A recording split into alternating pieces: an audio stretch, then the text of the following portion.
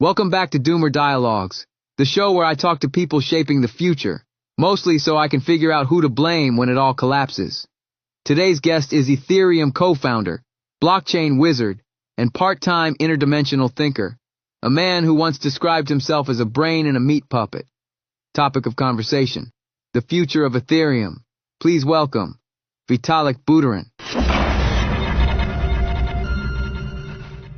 Vitalik, thank you for taking some time off from designing a blockchain for houseplants to be here. Yes. Thank you. It's nice to be here in a purely virtual sense. Although, to be accurate, here is just a relative spatial construct. Right? Guess I should have been more specific. Anyway, ETH is almost at an all-time high again. I thought now would be a good time to ask, what's the actual endgame for Ethereum? Okay, so picture this. Ethereum evolves into what I call the infinite settlement layer.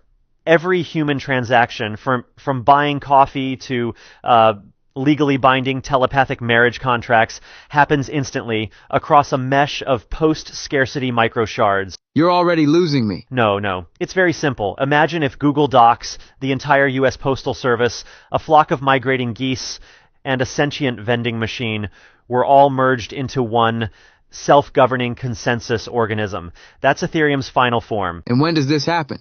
Well, technically, it's already begun if you look at Layer 2 adoption curves on a logarithmic scale, but the real shift happens in Phase 9 of the Serenity merge, which, optimistically, 2143, or earlier if time becomes less linear. Vitalik, most of us will be dead by then. Yes, but your digital descendant and your future stored blockchain consciousness will thank you.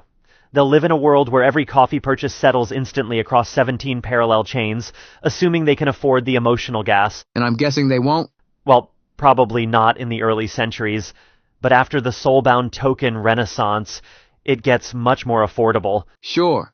And while we're waiting for this sci-fi future, gas fees are still, what, $75 to send $10? Until then, yes, gas fees will remain high, but we're working on replacing Ethereum gas entirely with edible tokens. You can literally eat your fees. Obviously. You mean like food? Exactly.